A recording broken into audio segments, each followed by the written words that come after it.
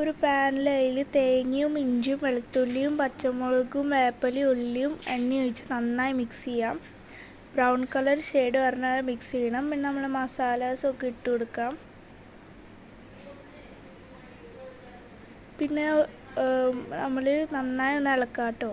പിന്നെ ഒരു മിക്സി എടുത്ത് ഇഞ്ചി പച്ചമുളക് വെളുത്തുള്ളിയൊക്കെ അരിഞ്ഞ് നമ്മൾ ഇഞ്ചി വെളുത്തുള്ളി പേസ്റ്റ് ആക്കിയിട്ട് പിന്നെ നമ്മൾ മല്ലിപ്പൊടിയും മുളക് പൊടിയും നന്നായി മിക്സ് ചെയ്തിട്ട് അതിലിട്ട് കൊടുത്ത് ചിക്കൻ മസാല ഇട്ട് കൊടുക്കാം, ബേ ലീഫ് ഇട്ട് കൊടുക്കാം, മഞ്ഞൾപ്പൊടി ഇട്ട് കൊടുക്കാം, പിന്നെ ഉപ്പിട്ട് കൊടുക്കുക, വേപ്പില മഞ്ഞൾപ്പൊടി പിന്നെ എണ്ണ ഒഴിച്ച് നന്നായിട്ടൊന്ന് മിക്സ് ചെയ്യാം. പിന്നെ അതിൽ വെള്ളം ഒഴിച്ച് കുരുമുളക് പൊടി ഇട്ട് കൊടുക്കാം.